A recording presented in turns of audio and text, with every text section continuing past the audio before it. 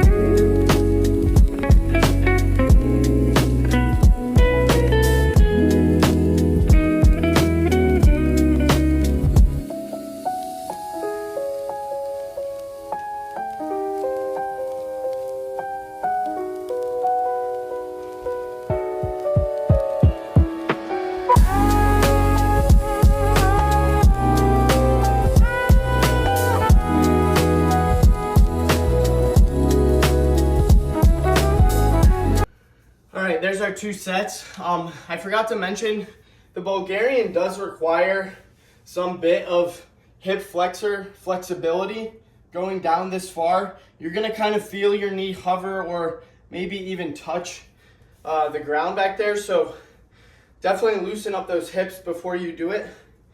The second exercise I really like for training the pistol squat is another one you've seen, the Cossack. So this is going to continue building that single leg strength, but it's also going to help you with the balancing portion. And you can kind of play with, as you're in the bottom part of this movement on one side, you should kind of feel that leg get really light, and then eventually you can kind of swing it around to work on that single leg balance. So let's do 2 sets of 10 reps of these.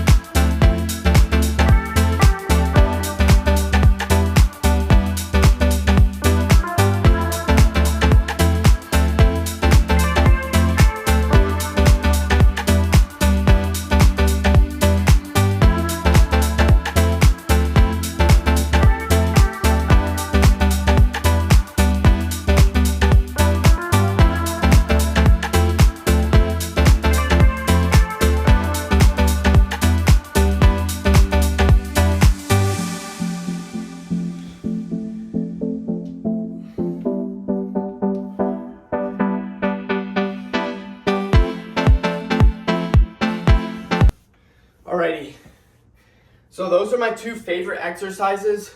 I would say using those will take you more from the intermediate phase to the advanced.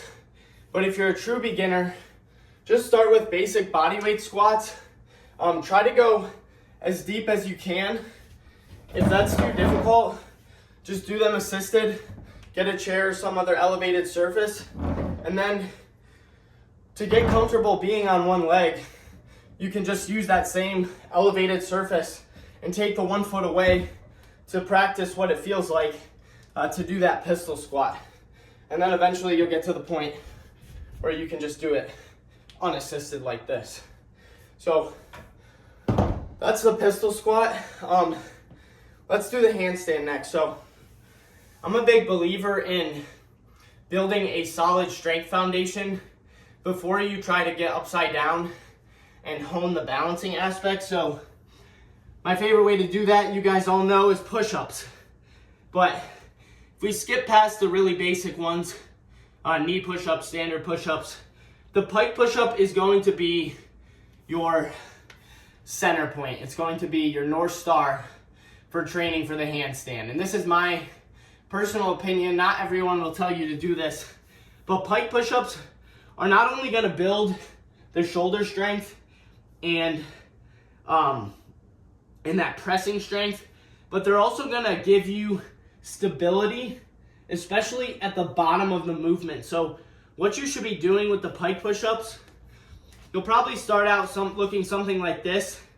Very slight bend in the waist. You'll be coming back on the way up, leaning forward.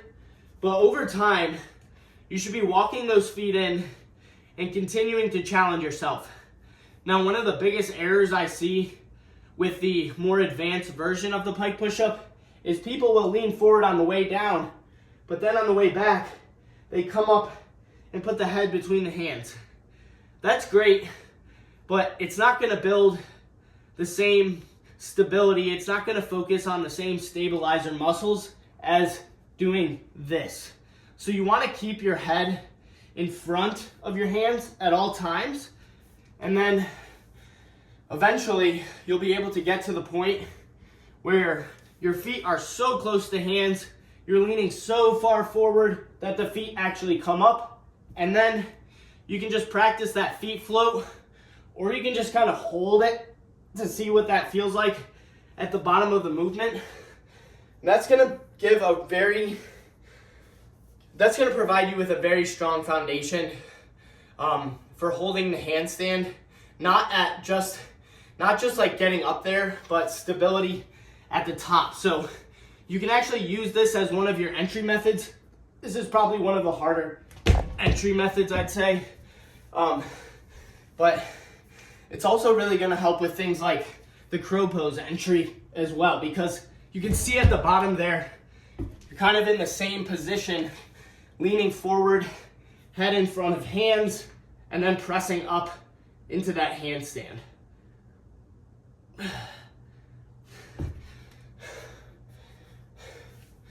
So once you have a solid strength foundation, at that point, it would be acceptable to go to a wall. And one of the best wall drills I know to help with handstand balance and stability is the pike pull.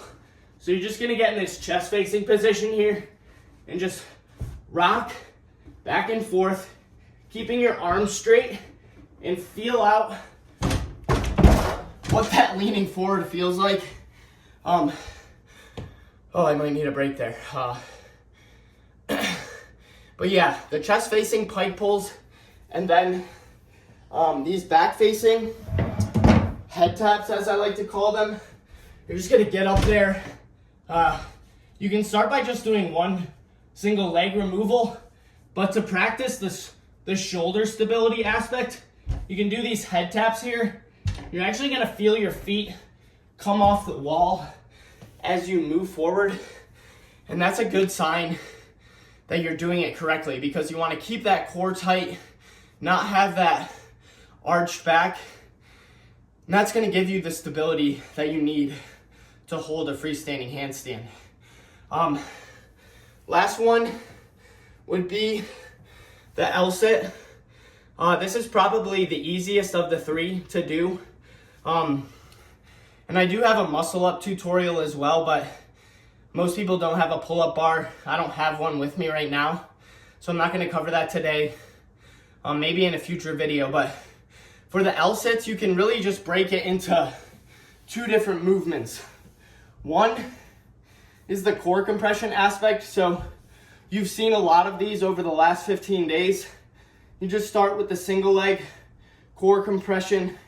Focus on staying tall here, trying to keep a flat back, but then squeezing that core, and then you can eventually progress to doing two. And the more you lean forward, the further forward your hands are, the harder it's gonna be.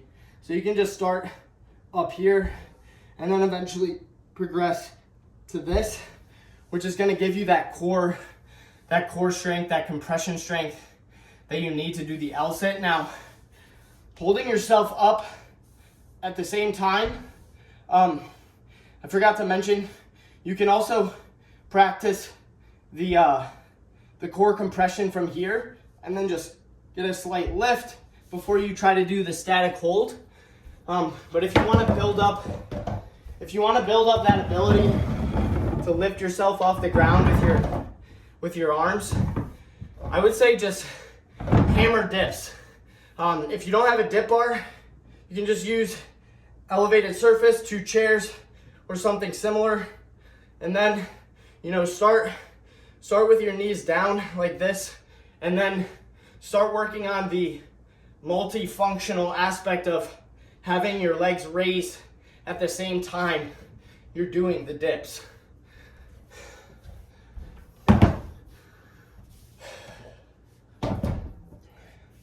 It is hard for some people to get high enough off the ground just because of the torso to arm proportions.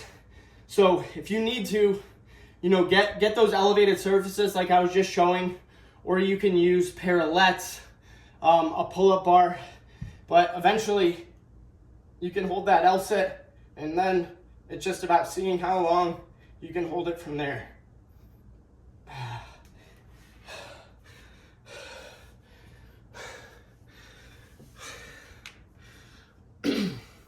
So there's your 3 calisthenics milestones, along with just 2 to 3 exercises for each to focus on. You can add some others into the mix as you need to, but if you stick to those and you're consistent with them and you keep challenging yourself to, give yourself less leverage, you can even add external weights. Like with the Bulgarians, you can hold 2 dumbbells to build up that leg strength even more, but just keep challenging yourself. Don't stick with the same exact form on the exercise. You can stick with the same exact exercise, but as I was showing with the pike push-up, there's a huge difference in difficulty between this and this. So that's what I mean by continuing to challenge yourself and modify the X's accordingly. So I hope y'all liked the challenge. I had fun doing it. It was harder than I expected, so don't feel bad if you're having trouble keeping up. The only thing that matters is that you're showing up every day, you're giving it your all, and if you take that approach, you really can't fail, honestly. So if you ever have any questions going forward or just want some quick tips, feel free to reach out to me. I'm on Instagram and TikTok at tking calisthenics. On YouTube, obviously, is King Calisthenics. And then my email address is tori@kingfamilylifestyle.com. So I read every message. I respond to everything personally, no automated messages. But yeah, I had a lot of fun. I really appreciate y'all sticking with me this long, and good luck going forward.